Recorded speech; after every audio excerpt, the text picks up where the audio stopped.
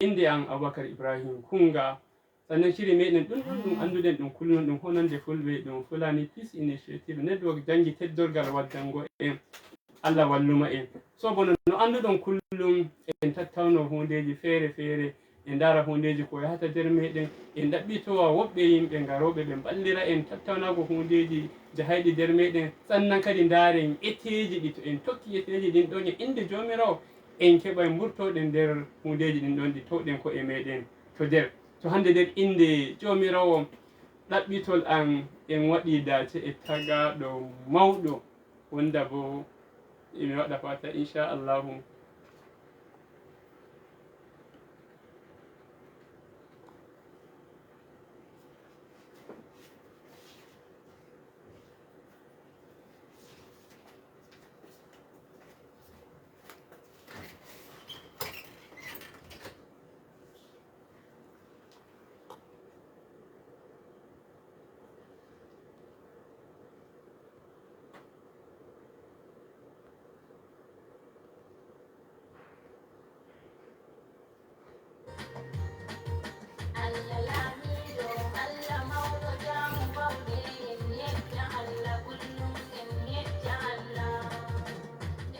to on waɗa muñal ɗan sai ko ɗum heɓi ceɗɗan to shiri ɗum amma inchallahu ɗum waɗay cigaba so emi wondi hande e kam barista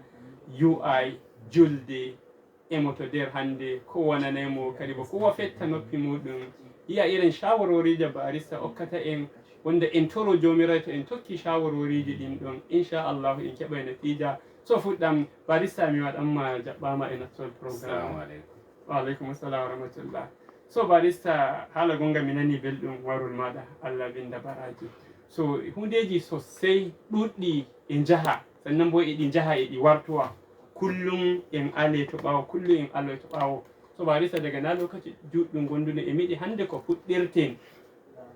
hundeji e jahana en musamman to palato e ɗum warana en e ɗum wulana en e ɗum nangana en e ɗum majjinana en yimoɓe har hande goɗɗo fota bima bandirawo muɗum to koye woni goɗɗo on bo emo andi to mo woni amma nano mo waɗata e mako goɗɗo bo e andi na ko waɗi na ko ɓe gaɗi ɓe mbarama ɓe gulanama amma goɗɗo nun kawai goɗɗo sey heɓa goɗɗum hoore muɗum ma har fiya har yaha nattina hoore muɗum nder gongal etal ñolgal ta ƴamimo sey o holluma ayrako mo waɗanamo wulanama mo janganama na'i mako ɗi fuɗi re'ama amma mo fi na gongal eta kangal mo tokkata kangal woni kawai mo lalato so Allah en ine barista e ete irin eteji ɗi moɗon ɗi lawya en irin ɗiya eteji handi yimɓe meɗen to hunde finaniɓe ɓe tokkira ɗi ko har ɓe heɓa maslaha dow maji. Arande ni emi ƴetta ya jomirawo gadduɗo an dow suudu Unity FM emi toro Allah waɗanandu baraji bo non no mbiɗa ni gaskiya fulɓe e fuskanci abubuwaji ɗuɗɗi to ndi ɗum jiha musamman ɗum jiha Plateau ɗum kolluɗum cewa fulɓe ma e jooɗi nder jiha ɗum to amma arande ko ɗum yiɗi anda to hunde heɓi tagu e arande e handi ɓen ɗan uwa en maɓɓe daɓɓita moye woni lawyajo fas ɓe keɓi e arande on ɗon to Allah hawtiɓe e lawyajo to hanko on yahata tokkita nana toye mo nanga gene sharel mo nanga didei toye mo nanga ɗon to tawi mo nanga to ɗon raɓɓitata ɗume police station nangimo ko soja en nangimo ko civil defense en ko iri ɓe ɗume hukuma de ɗum anduɗen ɗum jiha ɓe nangimo to ɗum nangi tagu to sey ɗum waɗa kokari ɗum raɓɓita toye mo yara to ɗon e farko ni to on ɗaɓɓiti lawyajo moɗon mo wari on gaɗanimo bayani to hanko ɗaɓɓitanta on iya aiki mon re'i hanko ɗaɓɓitanta on toye on tagu nanga yara to on jeeyi mo waɗanay on bayani to on tagu yara e to mo resa to daga nan sey mo yaha to Allah waɗi mo yehi mo hefti sey mo nodda mo wiya on rato ɗum police station mo yara ko rato soje en mo yara ko rato taadi ay civil defense en mo yara ko ɓe anduɗa nangoɓe de to ɓe nangi tagu to ɗon arande mo artata mo yaha mo ɗaɓɓita to mo hefti to ɓe woni hemo ɗaɓɓita bandiraɓe ɓen hemo wiya ɓe ra ko finani mo ra ko finani ra to mo woni to daga nan sey mo tawa ainihi to en gaɗu lissafi bono taadiɓe to hamɓe misali hamɓe nangimo to sey ɗum waɗa kokari ɗum mo yahay ɗon ɗum mo tawa DPO mo tawa IPO haala kan to ɗon to mo tawiɓe to ɗon ɗum ɓe darata koye waɗi mo nanga komo nangana dalili koye wato emi tabbitinana fulɓe wala ko taadiɓe kulata bono lawyajo da zaran ɓe gi mo wari to kan non haala ko iri ɗume mo ɗoju to arande an nangaɗo misali a nange bo sari leydi hokki cewa ta metu sayna a waddanama moye woni lawyajo maɗa sari mulki holli en ɗum ɗon ko yiɗi wi ko koye ƴamuma biya a wolwata an sayna an waddanoyima lawyajo maɗa hen nan bolwa koda ko nanguma no a huɗu tagu bellentanama kila zargi kila waɗantama to to ɗum tawi noon sey biya to shikenan daɓɓita gaɗa suru a wolwata to daga nan ko koye ƴamma ko moye IPO ko iri ɗume ɓe ƴamma ɗon mbiyaɓe koye an a wolwata sayna heeɓi lawyajo maɗa to daga nan ta lawyajo ma wari sey pittanamo a nangama amma a yiɗi joho nanon dalili koye waɗi nangeɗa to ɗon IPO ko DPO mo waɗi saynin haala kan hanko tinnoto wi'a cewa ra dalili ko waɗi min nangimo ra ko mo ay kasi to daga nan e ɗum woodi ko ɗum wiyata bail administrative bail ɗum wiyata daga police station e ɗum raɓɓita ɗum ko daga to soje ma to ɓe nangi tagu e woodi ko ɗum wiyata bail ɗum amma hamɓe ɗum maɓɓe ɗum sembiɗira iri ɗum ɗoju ngam hamɓe ɓe hokkakan dama to ɓe nangi ɓe desa tagu ya to ɓe nangi tagu hedde ɓe mikkano ɗan sanden taadiɓe to ɓe jeeyi ɗon ɗan sanden men noon hamɓe kollata dalili ko waɗi ɓe nanguma to amma lawyajo sey dara koye iri ɗume layfi ɓe innanimo mo aikasake to daga noon sey daɓɓita noye handi waɗa misali to to jaɓatamo ɓeeli ɗon ɗum jaɓamo to nan to ɗum jaɓatamo to nder awa 48 a waɗay kokari biya on no on tagu nangaɗo mo yaare kotu to mo yarama kotu heɓa mo okke beeli e woodi court bail e woodi kuma administrative bail daga police station woni to daga nan sey ɗum to ɓe okkama mo beeli ɗon to sey gaɗa kokari jaha kotu e woodi fondamental ɗum wiyata ɗon ma ko han ɗan sanden ɓen may ɓe woodi goɗɗum hikima ɗum ɓe gaɗata ɓe dogga ɓe jaha kotu sey ɓe daɓɓitoya order court cewa ɓe giɗi ɓe jogoma ko ɓuri awa 48 a hetti to daga nan sey to ɓe daɓɓiti kotu order ɗum ɗon to an umma a wawi gaɗa lawyajo amma ɓe a wawi gaɗa filing fondamental dow ko waɗi ɗum nanguma on jogakema har ko ɓuri ɗum lokaci Allah binda baraji so barista Allah en ɗini wato banye yimɓe meɗen non sey eɓe wanya ummanago lawya en goɗɗo ta ƴamimo usuri mo hokkata ma ayta nattini lawya kanum kokari mum kullum ta okku hukuma shede hukuma bo a wawa hokkugo mo shede joniyel ngel ɗo haala wata amma ta nattini lawya ɗum yahay kotu sey giya ɗum waddani misali goɗɗi kesi ɗum janga e duuɓi tagu yawtoto ɗum janga e duuɓi e ɗum papaton hande yimɓe meɗen ɓuuri yirgo dillana sey hukuma kay tsaye goɗɗo bo sey biya a lawyajo e ɗum wara shede to lawyajo a woɓɓe lawya en ɓe mata yahaniɓe ɓe kawtay hoore e hukuma ɓe kawtay koye e kotu ɗum jogoma koye handi yimɓe meɗen fama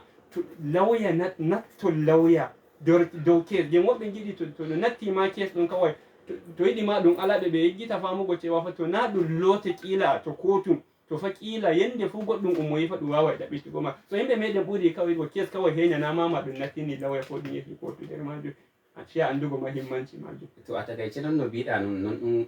ɗum al'amari hanjum wanni fulɓe meɗen fulɓe meɗen darata ko fahimto koye woni aiki lawya aiki lawya naway ga awol wango momo yemo holloyima to tagu woni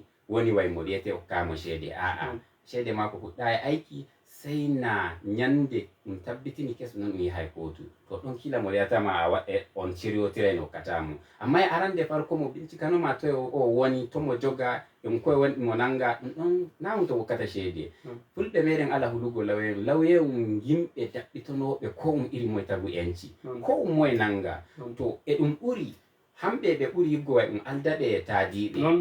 to aldiɓe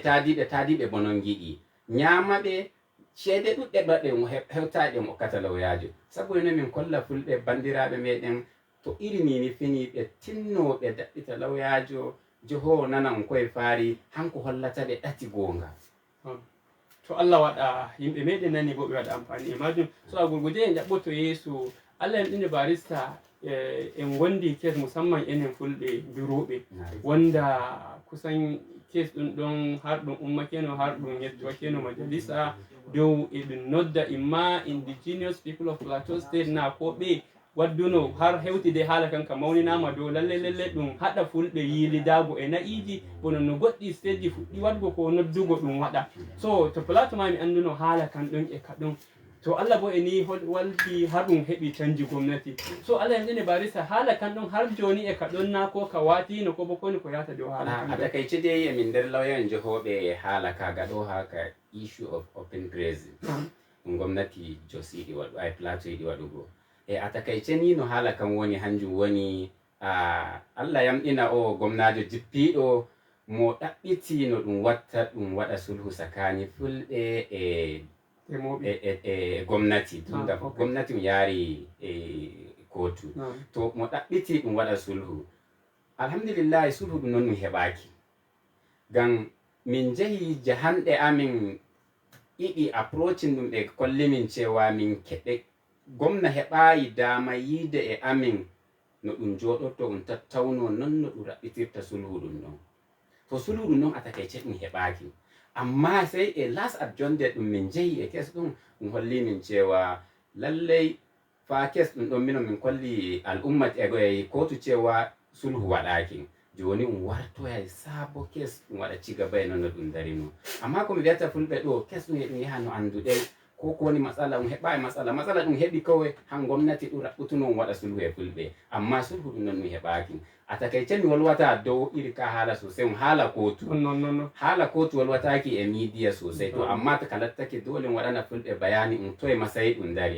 ɗum dari joni fiitay shari'a fiitay sakani fulɓe e gomnati jiha dow haalan madrungol a takaice Allah balluma sai dai wawɗo ko min giɗi mi anda daidai ɗo ni woni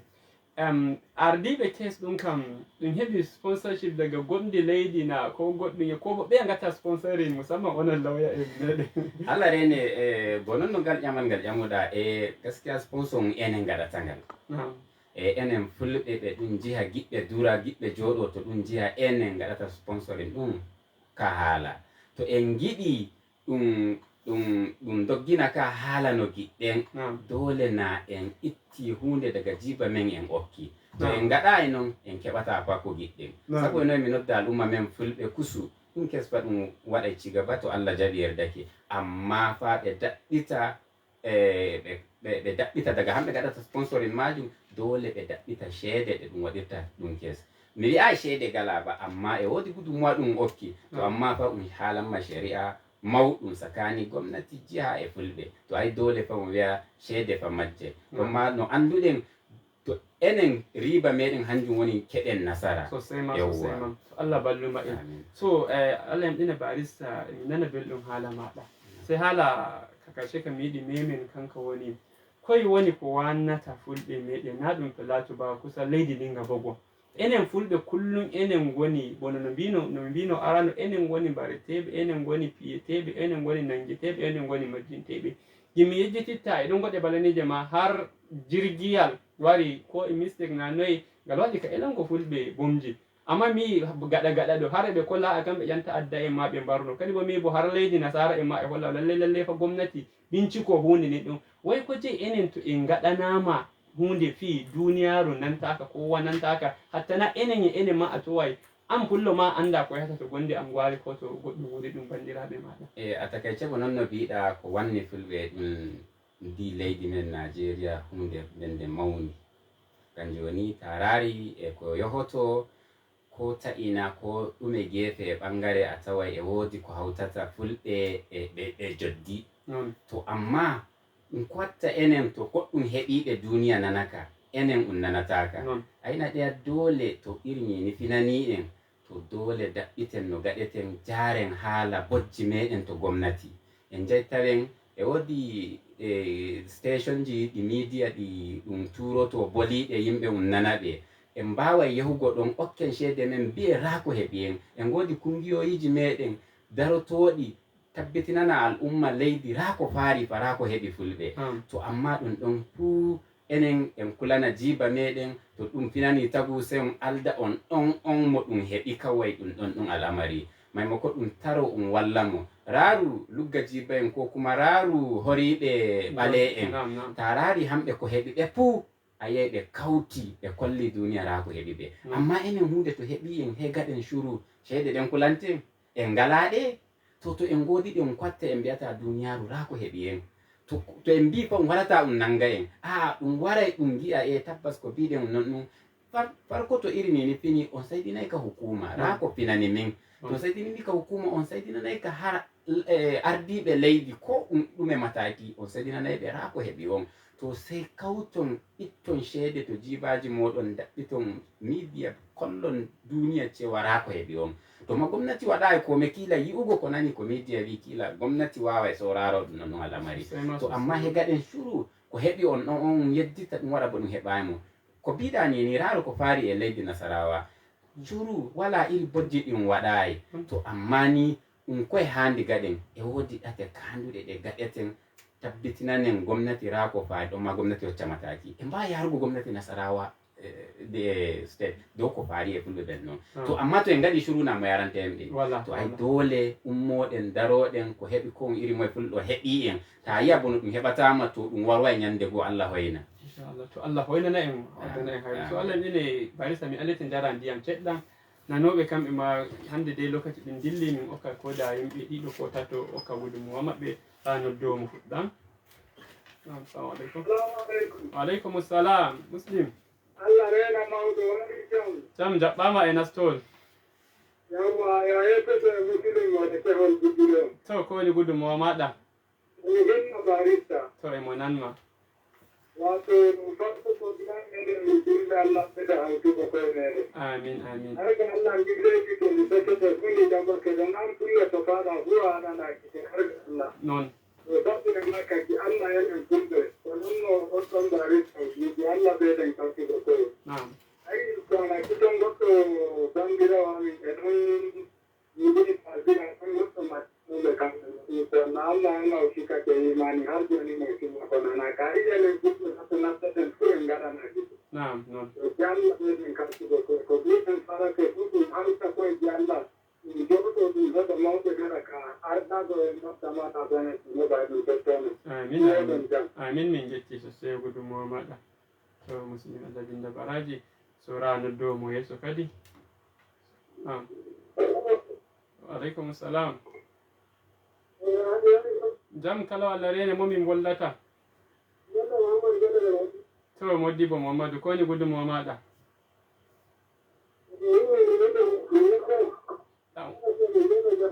to min jetti sosai amin ayotete to kanko on ɗo ra noddowo yeeso kadi assalamu aleykum assalamu aleykum nam assalamu aleykum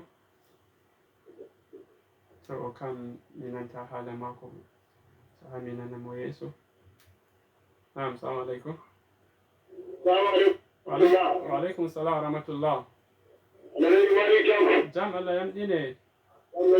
jam Allah yettama karam da baba shugaba ku tare da faragara malam baba wasan da shigowa me gudunmuwa Allah saka muku da alkai amin mun gode to gaskiya ji da ne nake mura an kakkama sama haka da barista da gangami ba su ba na yi da gaskiya wurin na'am wurin ma ce dai duk wani waje a Najeriya a ƙasar mu ba mu da wata ƙasa da ta wuce Najeriya kuma a jiha ba mu da wani jiha da ya wuce Plateau da haka muna kira ga duk wani yan'uwanmu musulmi da Kirista mu zauna lafiya zaman ba abin da ya fi zaman lafiya a duk duniya duk inda ka je aka ce ba zaman lafiya ba za ka iya zama ba don haka mu yi hakuri mu zauna da junan mu lafiya in wannan ya saba wannan akwai shugabanni ka kai ƙaransa a wajen shugabanninsu za su hukunta shi daidai da laifin da yi dan haka muna kira ga uwa mu zauna lafiya zaman lafiya ya fi komai da ka sani in zaman lafiya kake tunani ba zaman lafiya gona ko ba za ta yi ba za ka yi zuwa ma ka yi noma da sauransu in ma ba zaman lafiya kasuwa ce ba za ka je kasuwa ba in ba zaman lafiya kiwo ma ba zai yi ba dan haka dan Allah mu yi hakuri mu zauna lafiya Allah ya halicce mu don mu fahimci cewa in ya ga dama zai zai iya halittar mu jinsi da kuma ga dama zai bambanta musu da musan shiwa ne idan Allah mu ya guri mu zauna lafiya duk wanda ya saba ma ka kai karar sojin shugabanninsa za su hukunta shi kai da abin da ya tashi lafiya da rista Allah mu da kai gida lafiya. Amin ya Allah. To barista kafin jangin noddo leso ko ni kun gida abe da lautugo ko nodda non nodduɗo arande wi gaskiya ko ɓuri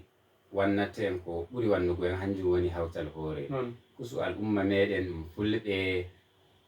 en dara kawten koye bayan en kawti koye sannan daɓɓiten jande e wanni en sosai to ndi leydi to en jangi en kettay ko ɗum iri ɗeme ɗate ɗe giɗɗen tokkugo to en jangayi no giɗɗen gaɗen ngam jande nde giɗa hande ɓuri fu wannugo en bayan en kawti koye to jande nden ɗon nde latto hande woni yeeso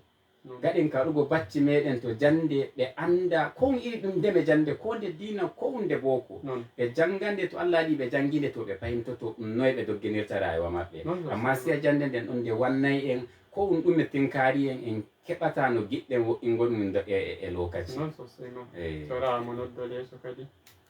assalamu alaikum. Assalamu alaikum. Wa alaikum assalam. Wali jamon. Jam Allah rene. Jam kala momin woldata. Wallahi Muhammad Sari Zabure. To wadi bo Muhammad jabbama ina son ko ni gudu Muhammad. Allah ka ba jari Allah wallah. Amin amin. Ora barika ya hore. Sai mun nan ma. Alhamdulillah wato gaskiya wannan ne mawdu'in da sun lokacin da ran. Na'am. Gaskiya alhamdulillah wato mun ba barika ya hore ne wato ni goda hankali sani da zai alhamdulillah da kuka kamar iya zuwa yote. Sannan muka da duka da ummake ni da yake da mudura ko mudura. Makaranta faɗa makaranta sun Allah suka wai non da wata wai yake ko rasa. Rasa ko bai han. Ana wai duk wani an gata ne. Gaskiya ya wala da yake. Sannan kaje mu ne da biyu wani wani kan Allah. Wannan irin barista da wato duk an gare mai dai. In ka fito da wannan fata ko wato sannan kidan gudun ko an tare gudun mu ko da ina ga da gudun mu ban da cikin dai aiki masu. Wato duk sun ka tafi da hanyar in gode da ina bayan kala da. Ya kamata ga ɗaya ne watan mu ko in yi ɗan kan na ga gudun bakan nan nan wanda da wai zuri ke. Idan ta tafi sai ya rubuta bidiyo da godi ɗin da yake ne ya sai in da bidiyo da musamman. Ke to ko da gidi ko da mu wato idan ka ga na ga gudun ba na ga na kala ba amma ga cewa ta gudun da in yake. Ita bakin da daren na gudun na wai dan ko da ke wannan kara. Wa gaskiya ne ko ya kauce ko ne dan in dai da hadin kai da nan ba in da makaranta in jam wallahi ke gidi mu hanyar ke ka ta kwata ai Allah yake halira kai da gulle ya da amma kadi wala ni ai ko ma ko maganta kuma diga ya ko da hankali wai hadi hadi ka ga da gudu wani gudu na ka ko wata gudu wala amfani ba dan mu addu'a insha Allah mu ke da dare ko ta mu alaikum to Allah bin da baraji ke gudu mu ma to waɗi mo ñal lokaci ɗin dillay so min ma ko mi ɗan yiɗi mi ɓeyda noddugo en woni bono nihi bono no giiton kadi bono nanton hunde en jahoji to leydi musamman plateau meɗen ɗum bono no annduɗen en ngala state ɓurɗum plateau ko wala to ɓuri to jooɗi so amma min yimɓe meɗen mi anda ma nde famen ma nde nanen ma nden waɗen amfani e ko ɗum mbiyata en hande ɗum warani en oya jango ɗum warani en oya faɓɓi jango oya majji noyi watta pullo a andi an warete an ɗaɓɓititte to lawol ummoɗa kawai waya maɗa ma kila illa caji ma ngel wala ummoɗa nanga lawol jaha gi'a halkere yeeso maɗa wala no noddirta wala no ɗum noddirta ma ɗum wolbanma ga Allah en bo en hunde nde sannan kadi nder hudeji takaicije hoji to yimɓe meɗen sukaɓe meɗen joni duroɓe suka ayi e duro ali joni dillididgo e sawru ali dillididgo e ko feƴƴirta ayi suka kawai e jogi fiwlola kano sey empiya ganɗon a tuwai suka pullo wala woyari ndi kirki ndi bolbirta e wuro muɗum amma e wondi empiya maɓɓita ngam maɓɓita gimol nallida e gimol ngol ɗon so ko hunde e fofa to garire wala no mo nanirta habaru ko hunde ummonnoke mo ɗum wala no mo okkirta habaru so ga Allah yimɓe meɗen sukaɓe musamman waynaɓe ko moya suka ɗum tabbitanan e wondi waya muɗum sannan waya ɗum ɗon e ɗum wondi kati e ɗum wondi caji magana en piho kon ɗon ga Allah ɗum yita no ɗum hutirta e mako so barisa mi warto e dow maɗa no wiya e lokaci min waɗoy koni gudunmawa maɗa ko sako maɗa ɗum kacce sako am to fulɓe mi toro fulɓe bandiraɓe ɓe meɗen musamman ɓe ɗum jiha